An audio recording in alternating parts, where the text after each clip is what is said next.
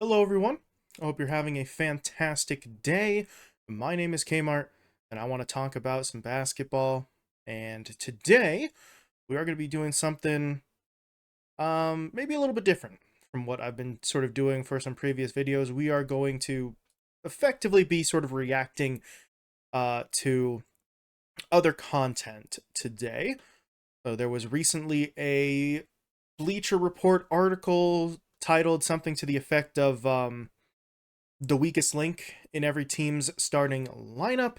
And I thought it might be fun to take a look at some of the players that Bleacher Report picked here and see whether or not I sort of agreed with their conclusions. So that is what we're going to do here. We are going to be splitting it up into separate videos for the Eastern and Western conferences, just because there's a lot of teams and a lot of players to go through, and I took one stab at recording this video already, and things kind of dragged on, and it got way too long. So we're we're trying this again, and I'm gonna try not to ramble on quite as much. I know I'm already failing on that front, just a minute or two in, but yeah, we're gonna get into it here. We're gonna talk about the Eastern Conference teams today and the weakest link in the starting five of every team. I do want to say before we get started, though, that phrase "weakest link" is just obviously subjective.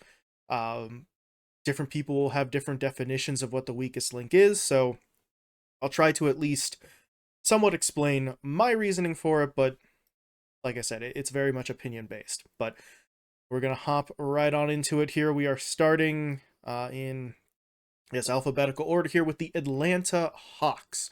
The Bleacher Report said the weakest link for Atlanta was DeAndre Hunter, and I would agree with that pick.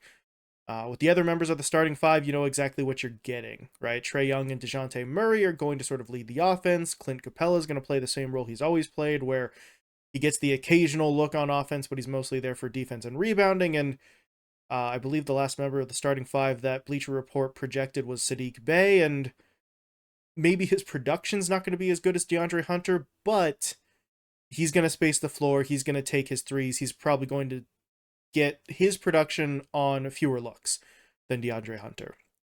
And that's the point here. For Hunter, he's the only real wild card. He's the only person where we're not 100% sure what we're going to see from him. And it's not even that he's a bad player. He's really not that bad. It's just that the uncertainty makes him the weakest member of that starting five, just because we don't reliably know what he's going to produce for them.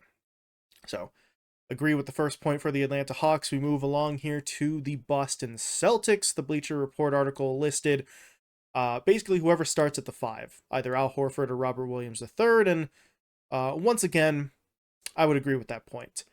If the choice is Horford, his offense has kind of slipped, his efficiency's down, his production is going down as he's getting older.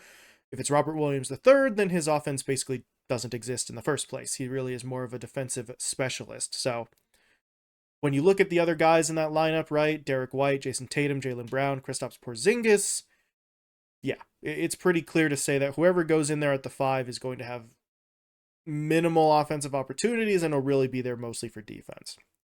I do want to say I was initially tempted to say Derek White here as the weakest link, but I ended up sort of changing my mind, right? He's going to run the offense when the ball's in his hands. He's not going to steal too many shots from Brown or Tatum, so he's not going to be taking a massive amount of shots out there. He'll play good defense on the opposing team's sort of primary ball handler, so I figured there were more pros than cons for Derek White compared to Horford or Robert Williams. So I agree with the Bleacher Report article on that front. We do move along, though, to the Brooklyn Nets. The Nets listed Dorian Finney-Smith as their weakest link. I disagree on that front. I still have to say that the issue there is Ben Simmons. And again, Nets fans, I am sorry for having to bring up Ben Simmons every single time I talk about the Nets, but yeah, that's going to happen. In defense of Bleacher Report, I think this article was written and published before that report came out about Simmons being healthy and wanting to start, but it's still kind of iffy because Dorian Finney-Smith may not even start for the Nets. In the Bleacher Report projected starting five, they basically have him playing at the four position, which is a role that I think they might still just give back to Royce O'Neal as the starting four. So Finney Smith may not even be a starter in the first place, in which case he can't be the weakest link in the starters if he's not a starter. But even if that's not the case, I still think Ben Simmons is sort of the bigger, weakest link just because you're not sure what you're getting from him yet. You don't know if he's actually 100% healthy. The report said he is, but who knows? You don't know where he's at mentally, and you don't know what he's going to produce for you in a starting role. So uncertainty sort of playing a large part in why I think he's sort of the weakest link there. It's got nothing to do with the talent. It's more what is he actually going to produce? But we move things along from the Nets to the Charlotte Hornets. The Bleacher Report said that Brandon Miller was the potential weakest link in this lineup. I disagree. In terms of the starting five that they projected, I would say that Mark Williams at center is maybe a little bit more of a concern.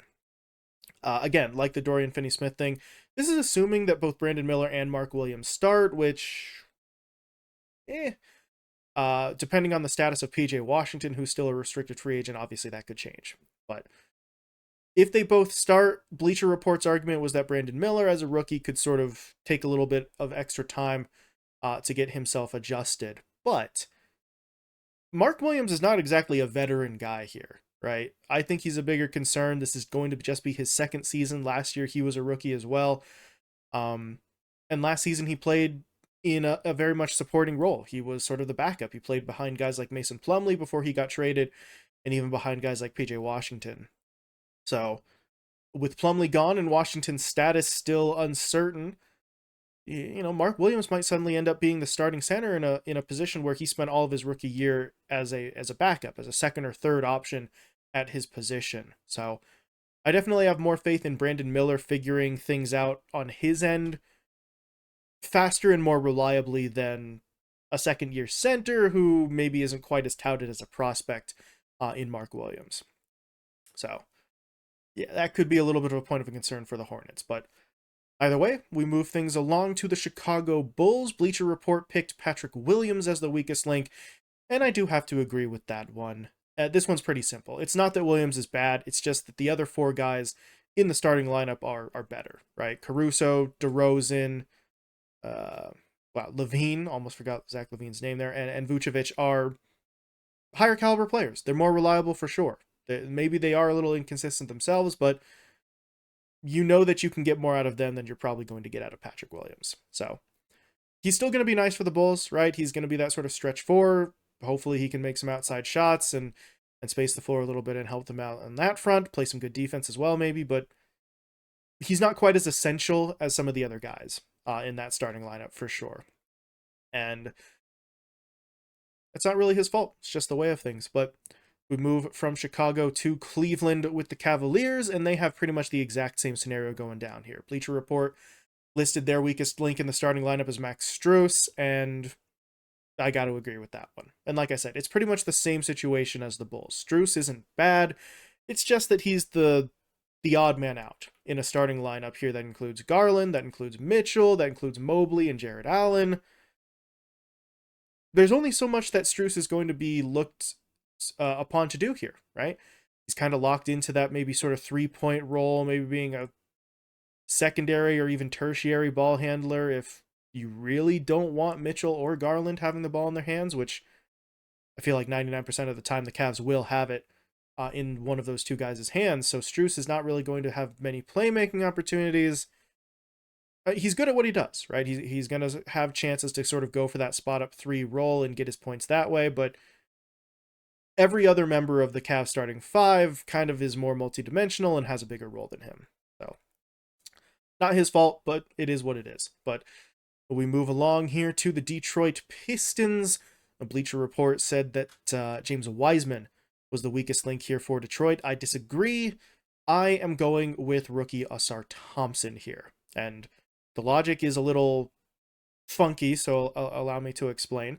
It is probably true that James Wiseman has the lowest potential among the Pistons starters. I'm not really sure you want to argue that point based on what we've seen from him in his career so far. But I don't know if I would call him the weakest link here for the Pistons, considering his role is going to be the smallest among the starters. I know I just basically said the opposite for guys like Patrick Williams and Max Strus, but that was because the guys around them were so much better. For Wiseman, he's not playing with other all-stars here. It's just he's playing in a limited role, not because he's not good enough for it, but because that's what he is good at. Because his defense isn't great, right? Wiseman's defense has not been fantastic. The statistics sort of back that up. But last season, in the games that he played in Detroit, he was able to work relatively well down low.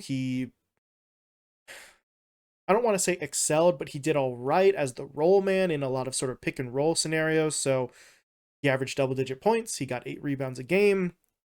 If that's all that you're looking at from James Wiseman, then he can get you that, right? Compare that to an incoming rookie in Ausar Thompson, and I think at least at the start of the season, the expectations for Thompson are going to be bigger, right? They took him with a top 5 pick, right? So if you're Wiseman, okay, you may not produce as much, but you're not going to be expected to, whereas Ausar Thompson might have bigger expectations that he might have more difficulties living up to. So that's the logic there. I think Ausar Thompson is going to be the better player between the two of them, but in terms of a weakest link, a rookie trying to find his footing versus a more experienced guy confined to a smaller role, I think it'll be easier for Wiseman to hit his expectations. But we'll see about that. That one was probably the biggest leap in logic that I think I've made for the Eastern Conference teams. But when we move things along, we go now to the Indiana Pacers. Bleacher Report said Obi Toppin is the weakest link in that starting 5. I agree, assuming that Obi Toppin starts. Maybe he doesn't, but if he does, he will be the weakest link here.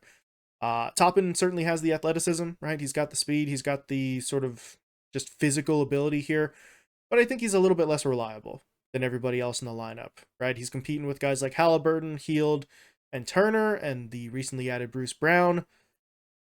All of those guys are a little bit more proven in terms of their production. Maybe if you're looking at Bruce Brown, you could say it's a smaller sample size for him and he was playing for the best team in the league in the Denver Nuggets, but Toppin doesn't exactly have a massive statistical profile anyway to make that little caveat matter, right? Bruce Brown still kind of seems like he would contribute more. So if you're Toppin, this is another example. He's not even really a bad player. It's just the other guys in the starting 5 are further ahead than him, for sure. But that'll do it for the Pacers. We move now to another sort of interesting one, the Miami Heat. Bleacher Report said that Kevin Love is the weakest link here for this starting 5. I disagree with that point.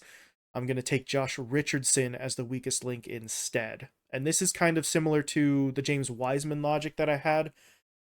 Kevin Love is not the player he used to be. I totally get that. But the Heat don't need him to be. And I don't even think they want him to be, right? Kevin Love does what he's expected to do. He spaces the floor. He hits some threes. He comes in and plays spot minutes to get guys like Adebayo some rest. And he rebounds and he plays decent defense, right? Sort of air quotes around decent there, but whatever.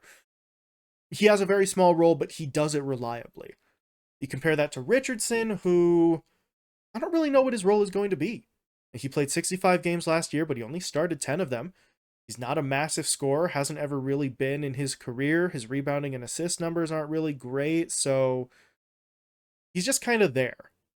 He's not going to run your offense. He's not a big playmaker. He's not one of those wings who sort of gets in and fights for rebounds either, so I would be far more comfortable expecting Kevin Love to do what he's been doing his whole career in a limited role than to try and pin down what the actual expectations are for Richardson's role or production, right? I think we just have to see how they actually play him before we make that conclusion. But because of that uncertainty, I would list him as the weakest link. Of course, if the Heat complete a Damian Lillard trade, then all of this changes because I think their starting 5 looks a little bit different. But for now, before that trade happens, Josh Richardson over Kevin Love is the weakest link. So that one, like I said, took a little bit of effort, took a little bit of logic. This next one, absolutely not, though. For the Milwaukee Bucks, Bleacher Report said Grayson Allen is the weakest link. I agree, and I don't think you could find anyone out there who would disagree. The other 4 members of the starting 5 are just too good, right? It's another example. Grayson Allen's not really a bad player. He's found his role, and he's relatively good at it, but the rest of the starting 5 is, it's Jrue Holiday, it's Giannis, it's Chris Middleton, it's Brook Lopez. You're not going to find a guy in that group who's weaker in comparison than Grayson Allen. So, not his fault, but it is what it is. But we get through that one relatively quickly. We move now to the New York Knicks. The Bleacher Report listed RJ Barrett as their weakest link, and I kind of agree with that one. Initially, I thought there might be an argument for a guy like Quentin Grimes, but again, Grimes has a pretty small role. He's got fewer concerns than Barrett. He's paid less than Barrett, and honestly, Quentin Grimes may not even be the starter. Right? Someone like Emmanuel quickly might be coming up on his heels to take that spot away. But I think RJ Barrett presents the most concerns. Yes, he can score, but his defense is pretty inconsistent, and his shooting efficiency is not great either. Right? Last season, looking at his numbers, I think he scored like 19 points a game, but he also took close to 17 shots per game, and that's not really what you want if you're the Knicks. If you've got guys like Jalen Brunson and Julius Randle in your starting five, you don't want Barrett to need 17 shots to get you 19 points per game when 4 or 5 of those shots could go to Brunson or Randle, who you probably see as being more reliable and better able to actually get you points off of those kinds of shots. So RJ Barrett certainly has the potential, but I don't know if the consistency is strong enough, and considering the role that they're giving him and the money that they're paying him, that uncertainty kind of does make him the weakest link. But we move from the Knicks down to Orlando, taking a look at the Magic. Bleacher Report said that Gary Harris was the weakest link in their starting five, and I would agree with that one as well. Gary Harris is fine for what he does. He's a kind of 3-and-D guy, pretty solid on that front, but the rest of the starters do feel like that they are producing more than him or developing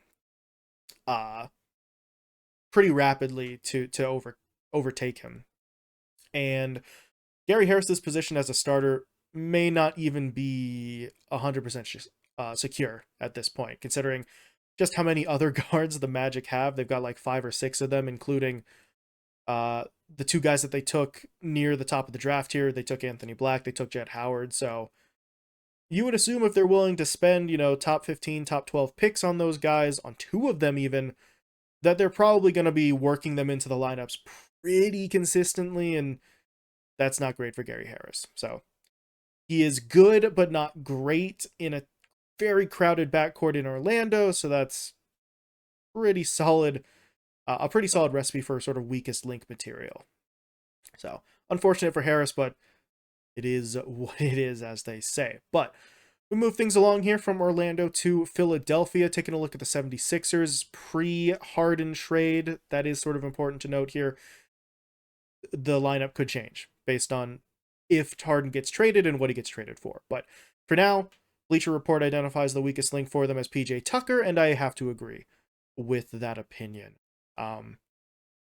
Tucker's getting older, right? He never really represented a massive offensive threat anyway. His job was to play defense, to grab rebounds, and to provide that sort of energy for the rest of the lineup. But as he gets older, the energy in the defense might start to slip, and last year his rebounding numbers fluctuated ever so slightly as well. So Father Time is starting to sort of catch up to PJ Tucker here. If you're the 76ers, you'd still obviously rather have him than not. He is a massive asset for any team that's trying to compete, but he is the weakest link, right? He's not going to score you a lot of points. He's getting older, so he's going to get slower. His defense is going to get a little worse. His rebounding ability is going to regress, but you still want him in your lineup. It's just he is the weakest member there. But we move things along. We take a look now at the Toronto Raptors. This was a pretty interesting one, actually.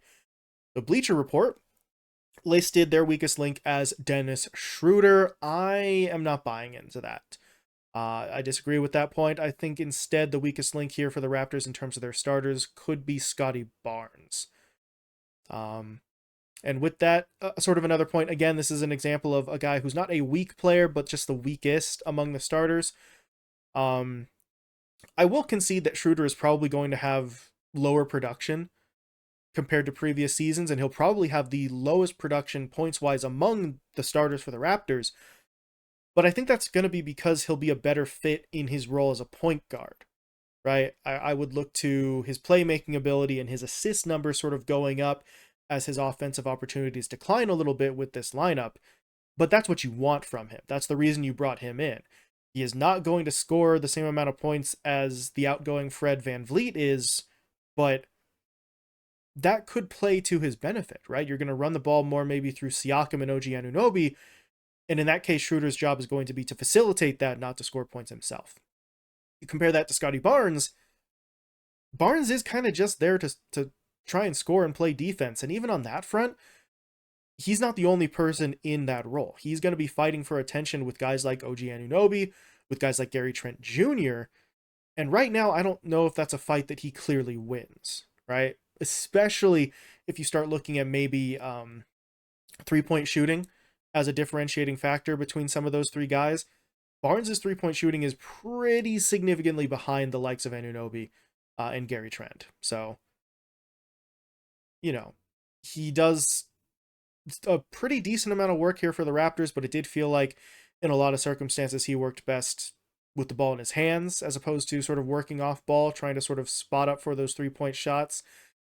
And if Schroeder is going to be the guy running the offense and he is going to try to funnel it through Siakam, who's the clear cornerstone of the lineup right now, I think that Scottie Barnes might see his opportunities, his production, and his importance in the lineup really start to slip. So, could be wrong, but that's kind of the general feeling I get looking at the Raptors lineup on paper. But that brings us to the final team here in the Eastern Conference, looking at the Washington Wizards. The Bleacher Report identified their weakest link as Corey Kispert, and yeah, I'd have to agree with that one. This is another instance of a player who actually might not even be the starter. We're just kind of assuming Corey Kispert will be. He could end up losing that spot. Someone like Denny Avdia, I think, could maybe steal it away from him, but assuming that he does start, he is the weakest link here. Everyone else in the lineup is either a better scorer, a better defender, a better playmaker, or some combination of those three compared to Kispert. His three-point shooting is pretty impressive. That is an aspect of his game that you cannot take away from him. He is relatively consistent and solid from outside, but that might just be all he brings. He might be consigned to that sort of 3-and-D role, which is solid. And I said for some other guys here, that 3-and-D is definitely something that the team still values. It's just everyone else in the lineup, I think, might bring a little bit more than that, which would make Kispert obviously the weakest link there, just because he's going to have the smaller role and also maybe the lowest expectations on top of it. But we'll have to see, because the Wizards are in a really awkward spot. They could shake up a whole lot here because they're basically in kind of rebuild mode at the moment. But that will do it. That is all 15 teams in the East here. Taking a look, I think I agreed with 10 of them, disagreed with 5. And that is probably going to be the pattern as well for the Western Conference teams. For the Western Conference teams too, right? I found myself agreeing with like 2/3 of Bleacher Report's conclusions here in terms of the weakest link, because honestly, it is pretty hard to go against some of these. You look at a lineup on paper, there's 5 guys there. You're probably going to be able to identify one who's maybe one step below the other guys. That's just how it works. Not every NBA player is at the same level. But yeah, for some of these instances, I guess it just depends on how you define weakest link. It felt like Bleacher Report leaned pretty heavily on just raw production for a lot of these choices, which is why I disagreed with some points, right? Like, I took Mark Williams instead of Brandon Miller, Josh Richardson instead of Kevin Love, things like that, where I think Bleacher Report looked at the numbers for these players, whereas I'm kind of trying to factor in a little bit more their role and their fit and their expectations as a starter, as opposed to just sort of, pure numbers, pure statistical output. But that is the beauty of that. You ask who the weakest link in the starting 5 is, and the answer is, how do you define weakest link? And obviously, in some instances, I have a different definition from what the article had, and that's the kind of the whole point. The reason why I made the video is because I wanted to see if those would align consistently. But now it's time to sort of get more opinions on it, right? As I said, my definition differed a little bit in some instances from Bleacher Reports, and now we see if your opinion is even more different than that. So feel free to let me know what you think here for any of these Eastern Conference squads. Which ones did I get right? Which ones am I way off base about? Please feel free to share your thoughts and let me know. But we are going to be having one more of these videos coming out in the near future, obviously for the Western Conference teams. So, keep an eye out for that one as well. There'll be more stuff to potentially agree or disagree with me about. But other than that, thank you all so much for watching, and I will talk to you later.